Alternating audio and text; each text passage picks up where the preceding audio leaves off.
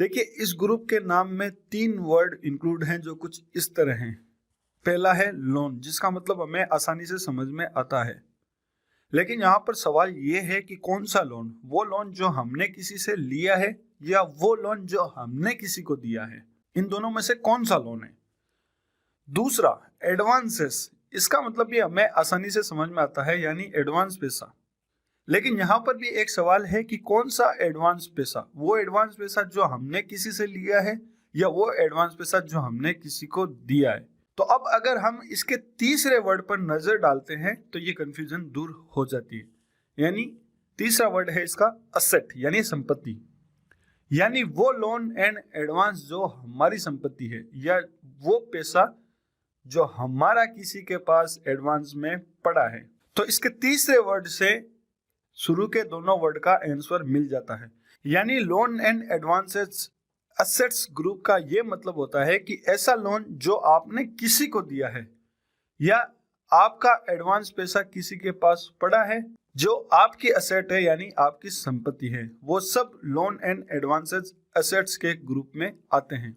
इसके just opposite मान लीजिए कि अगर आपने किसी से लोन लिया होता, अगर आपने किसी से 1 लाख रुपए लिए हैं तो वो 1 लाख रुपए आपके नहीं हैं, जिससे आपने लिए हैं उसको कभी ना कभी चुकाने हैं। तो वो जो लोन है वो लोन होता लायबिलिटी का, यानी ये आप पर लायबिलिटी है कि जो लोन या जो एडवांस आपने लिया है वो वापस रिटर्न करना है। तो इससे ये साफ पता चलता है कि लोन एंड एडवांसेस असेट का जो ग्रुप होता है उसमें ऐसे लोन आते हैं जो हमने किसी को दिए हैं या ऐसे एडवांस आते हैं जो हमारे किसी के पास में एडवांस पैसा पड़ा है। तो अब हम देखते हैं कि लोन एंड एडवांसेस असेट्स में कौन कौन से लेजर बनते हैं। सबसे पहला, loan given to friends and relative. अगर आपने किसी दोस्त, रिश्तेदार या पहचान वाले को लोन दिया है, आपके पास पैसा पड़ा था और आपने उसको लोन दिया है और आप उससे ब्याज लेते हैं, तो इस तरह के जो लेजर हैं वो लोन एंड एडवांसेस असेट्स के ग्रुप में बनते हैं। दूसरा, एडवांस इनकम टैक्स। तो कई लोग ऐसे होते हैं जो इनकम टैक्स एडवांस में पे करते हैं, यानी एडवांस में डिपॉजिट करवा देते हैं, तो ये भी लोन एंड एडवांसेस असेट्स के ग्रुप में जाता है। इसी तरह एडवांस पेमेंट टू पार्टी। अगर हम माल खरीदने के लिए किसी पार्टी को एडवांस में पेमेंट करते हैं तो उसका भी लोन एंड एडवांसेस असेट्स में लेजर बनता है। अब जब तक वो पार्टी उस एडवांस के बदले में माल नहीं दे देती तब तक वो पैसा हमारा है, हमारी संपत्ति है। इसी तरह टीडीएस रिसीवेबल।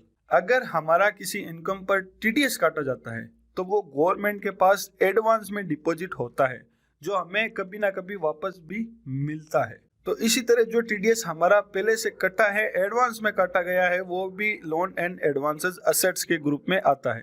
अगला है जीएसटी रिसीवेबल। जो फर्म जीएसटी में रजिस्टर्ड होती है और परचेज के वक्त जो जीएसटी पेड करती है वो गवर्नमेंट के पास एडवांस में डिपॉजिट होती है, जिसे हम चाहे तो क्लेम भी कर सकते हैं। तो जीएसटी रिसीवेबल का लेजर भी लोन एंड एडवांसेस असेट्स के ग्रुप में जाता है। इसी तरह अगला है एडवांस सैलरी। अगर किसी एम्प्लॉय को आपने एडवांस में सैलरी दी है तो उसका लेजर भी लोन एंड एडवांसेस असेट्स के ग्रुप में बनता है। तो ऐसे और भी लेजर होते हैं जिनकी पहचान के आधार पर उनका group loan and advances assets में बनाया जाता है। तो अब ये देखते हैं कि loan and advances assets group का नेचर क्या होता है। तो ये तो हमने पहले ही समझ लिया है और इस ग्रुप के नाम से भी साफ पता चलता है कि यहाँ पर उस लोन एंड एडवांसेस की बात हो रही है जो लोन या एडवांस हमने किसी को दिया है और उन रुपयों पर हमारा हक होता है। हम जब चाहें किसी को दिया गया लोन वापस ले सकते हैं क्योंकि वो हमारी संपत्ति है। तो इस बेसिस पर लोन एंड एडवांसेस असेट्स का नेचर होता है असेट का, और बैलेंस शीट में एसेट की साइड में ये अमाउंट शो होता है। तो एक नया नया बिजनेस जब शुरू होता है तो उसमें क्या क्या होता है वो सब हम स्टेप बाय स्टेप सीख रहे हैं। कैपिटल की ज़रूरत थी, हमने कैपिटल ले लिया, उसके बाद में बैंक अकाउंट खुलवा लिया, उसके बाद में बैंक से लोन ले लिया, उसके बाद दोस्तों से लोन ले लिया, फिर हमें एक दुकान की ज़रूरत थी तो उसको हमने सिक्योरिटी दे दी, कंपनी को भी सिक्योरिटी दे दी। लेकिन अभी भी हमने 2-3 पार्टीज ऐसी हैं जिनसे हमें माल खरीदना है फ्यूचर में, लेकिन वो ये कह रही है क्योंकि अब हम नए नए हैं तो उन्हें हम पर विश्वास कैसे होगा। तो नए नए हमने बिजनेस शुरू किया है लेकिन हमें उस पार्टी से माल खरीदना है, तो वो पार्टी, दो पार्टीज ऐसी हैं जो ये कह रही है कि आपको पहले कुछ पैसा एडवांस में देना पड़ेगा, उसके बाद में हम आपको माल भेजेंगे। तो ऐसी पार्टी या ऐसा कोई भी पेमेंट जो हम किसी को एडवांस में देते हैं माल खरीदने के लिए या किसी और चीज़, किसी और भी रीज़न के लिए एडवांस में पेमेंट देते हैं, तो उसकी एंट्री किस तरह से होती है ये हम आगे सीखेंगे। तो यहाँ पर मैं नोट्स ओपन करता हूँ। यहाँ पे लिखा हुआ है सलमान ने हर्षित ट्रेडिंग कंपनी को 20,000 रुपये एडवांस दिए। अब क्यों दिए? क्योंकि हर्षित ट्रेडिंग कंपनी से हमें माल खरीदना है, तो ये कंपनी हमें कह रही है कि आपको पहले एडवांस पैसा देना पड़ेगा, उसके बाद में ही हम आपको माल देंगे। तो इसकी एंट्री हम किस तरह करेंगे? टैली ERP9 को ओपन करते हैं। किसी भी एंट्री को करने के लिए अकाउंटिंग वाउचर में आएंगे। यहाँ पर वाउचर ओपन है पेमेंट का। तो यहाँ पर हम क्या कर रहे हैं? हर्षित ट्रेडिंग कंपनी को 20,000 रुपये एडवांस पेमेंट दे रहे हैं। तो अब अगर हर्षित ट्रेडिंग कंपनी को 20,000 रुपये देंगे तो जाहिर सी बात है कि या तो हम उसको नगद देंगे या फिर बैंक से देंगे। तो यहाँ पर आगे लिखा हुआ है HDFC बैंक करंट अकाउंट, यानी ये जो पैसा भी है वो हमने HDFC बैंक के करंट अकाउंट से दिया है। तो यहाँ पर Alt+C करके लेजर बनाएंगे। लेजर कुछ इस तरह से बनाएंगे, हर्षित ट्रेडिंग कंपनी, और यहाँ पर आगे हम लिख देंगे एडवांस, यानी ये जो पैसा है हमने एडवांस में दिया है। एंटर करेंगे और एंटर करेंगे। अब बात करते हैं इसके ग्रुप की। तो देखिए, जो पैसा हम किसी को एडवांस में देते हैं वो तब तक हमारी संपत्ति रहता है जब तक वो हमें उस पैसे के बदले में माल नहीं दे दे। यानी हर्षित ट्रेडिंग कंपनी को हम एडवांस में पैसा इसलिए दे रहे हैं ताकि वो हमें माल दे दे, यानी हम उससे माल खरीद सकें। तो या तो हर्षित ट्रेडिंग कंपनी को 20,000 रुपये का हमें माल भेजना पड़ेगा, और अगर वो 20,000 रुपये माल नहीं भेजता है तो जो पैसा हमने हर्षित ट्रेडिंग कंपनी को एडवांस में दिया है वो हमारा पैसा है, वो हमें ही वापस मिलना है अगर माल नहीं बेचता है। तो यहाँ पर हम इसका ग्रुप लेंगे advance loan and advance asset, यानी ये हमारी संपत्ति है और ये संपत्ति हमारी तब तक है जब तक हर्षित हमें 20,000 रुपये का माल नहीं बेच देता। तो एंटर करेंगे लोन एंड एडवांस का, इसका यहाँ पर ग्रुप ले लेंगे। Enter and enter. यहाँ पर हम चाहें तो हर्षित ट्रेडिंग कंपनी का एड्रेस डाल सकते हैं। तो मैं यहाँ पर कुछ भी नहीं डाल रहा हूँ, कंट्रोल A करके इसको सेव कर दूंगा। तो यहाँ पर हमने हर्षित ट्रेडिंग कंपनी को कितने रुपए एडवांस दिए हैं? 20,000 रुपये। तो 20,000 रुपये डाल करके एंटर करूंगा एंड एंटर। अब ये पैसा हमने कैसे दिया है, यानी कैश दिया है या बैंक से दिया? तो हमने इसको दिया HDFC बैंक करंट अकाउंट से एंड एंटर। तो ये एंट्री है। अब हम ये देखते हैं कि ये एंट्री डेबिट एंड क्रेडिट नियम के अकॉर्डिंग सही हो रही है या नहीं।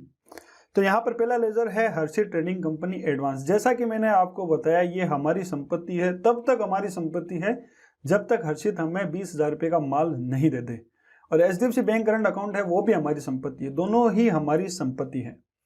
तो नियम ये कहता है कि संपत्ति जब बढ़ती है तो डेबिट करो और घटती है तो क्रेडिट करो।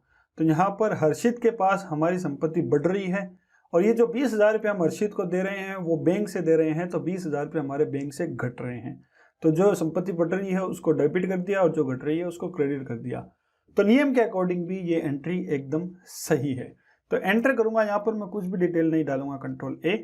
और यहाँ पर मैं चाहूँ तो नरेशन डाल सकता हूँ, advance payment given to Harshit trading company, ये नरेशन मैं यहाँ पर डाल सकता हूँ। एंटर करूंगा एंड एंटर। तो ये एंट्री हमारी कुछ इस तरह से हो जाएगी।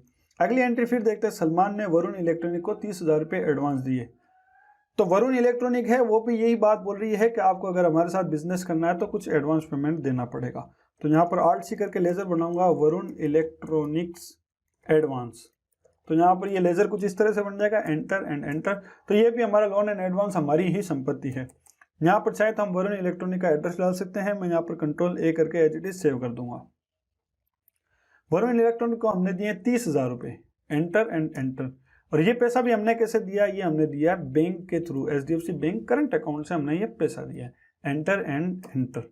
यहाँ पर कंट्रोल A और यहाँ पर नरेशन आप चाहे तो डाल सकते हैं, advance payment given to Varun electronic. इसको कर दूंगा एंटर एंड एंटर। तो ये एंट्री भी हमारी दोनों एंट्री हो गई। हमें जो पार्टी हमसे एडवांस पैसा मांग गई थी उसको हमने एडवांस पैसा दे दिया।